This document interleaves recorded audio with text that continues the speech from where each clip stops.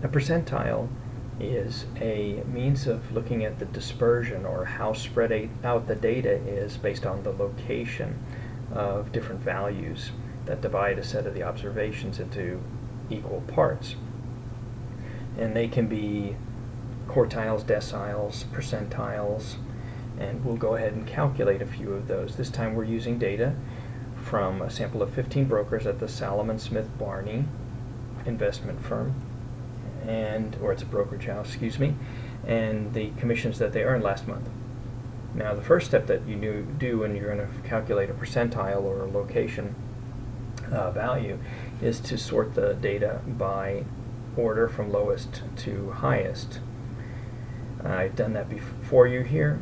Then the second step is to use the formula to determine the location of the percentile position. So what we can do is we can type in the formula that we see here into Excel. So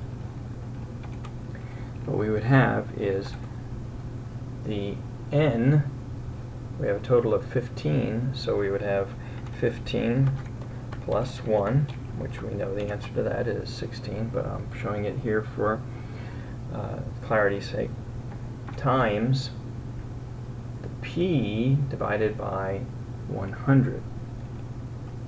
So we'll do the p divided by 100. So for the 25th percentile, we want to put 25 in here. The p is the percentile value that we're looking for, or the location that we're looking for, and we divide that by 100.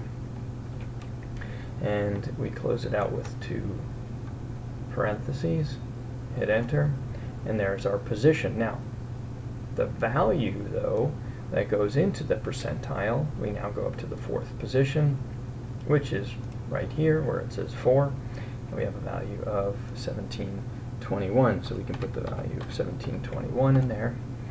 And now we move on to the 50th percentile. So the 50th percentile, again, we'll put the formula in. It's the n plus 1, 15 plus 1, times the 50th percentile, so we want 50, divided by 100. Close it out with 2 parentheses, hit enter, and that's at position 8. So we go down to position 8, and we find the value is 2038, or 2038. Let me put that in. Same thing goes for the 75th percentile. We can just copy the formula down here and go in and make the change that we need, which is to change this to 75. And for those of you who are interested, what I'm doing is I'm hitting Control-C to copy and then Control-V to paste. Now the median, what's the median? Well, we already talked about that and the median in the previous sessions, and the median is the halfway point. The median is the point at which half of the data points are below the median and half of the data points are above the median. So that's the same as the 50th percentile, and we already have that here, and we just copy it down here. So let's go back just to the 12th position for our 75th percentile.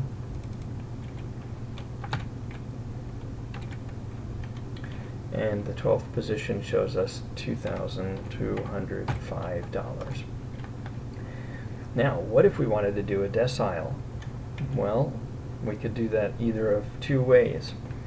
We can go ahead and say, well, a 6th decile is the same thing as the 60th percentile, and then just use the formula from here.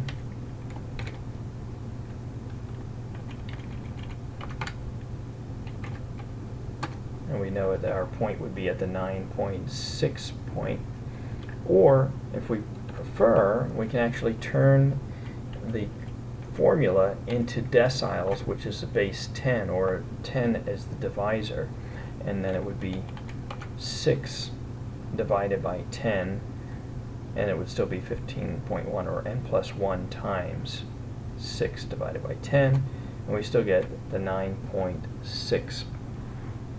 So what do we do when we want to find 9.6?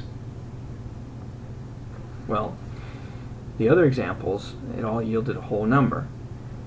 Well, what we have to do is we locate the first value in the array and then move 0.6 or 6/10 beyond that, or the distance between the two. So we have the 9th point, which is $2,047, and we want to know the difference between these two, because what's the distance or the value, the range between these two numbers. And then we multiply that times 0.6. So let's go ahead and do the exercise really quickly. First, we'll calculate it out separately, and we'll just find out 2,054 minus 2,047 gives us $7. And then what we want to do is find out 0.6 of that. So we find out $7 times 0.6 equals $4.20. So now we would add, since it was 9.6, so we know it's over 9.6 is the location, the percentile position, and so we would add $4.20 to the 2,047.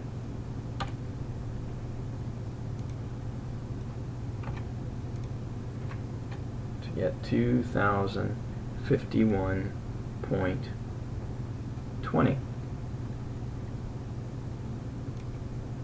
Put that in here.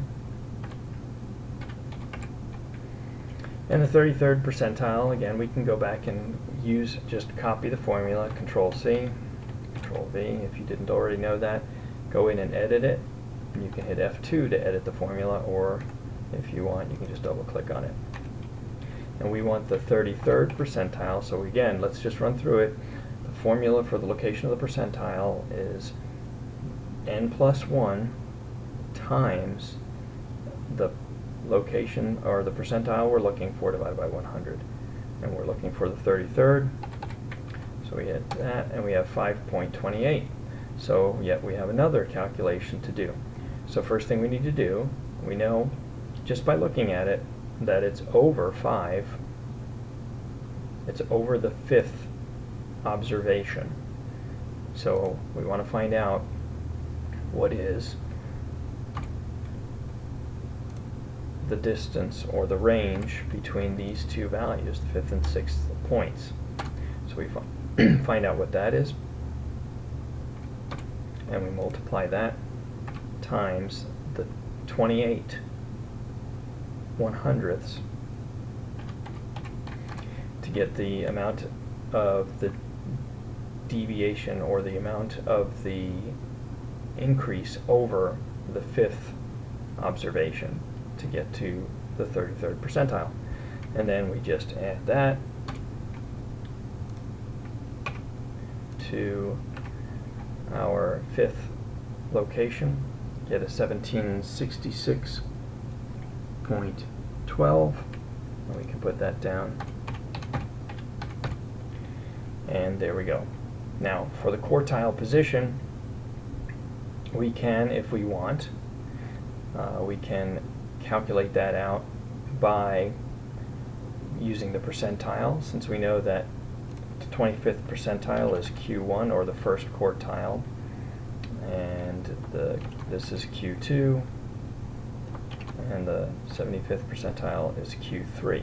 So we can do it that way and just use the percentile formula, and either way, whatever works best for you, you can go ahead and do that. So what we can do though too is, as I said before, with the deciles, we can actually change this into quartiles or quarters. So this would be the first, and then we'll copy those down,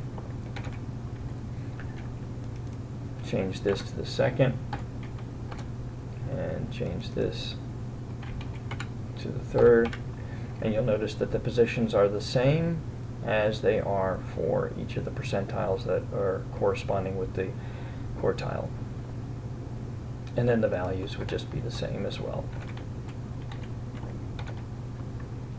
And there you have it.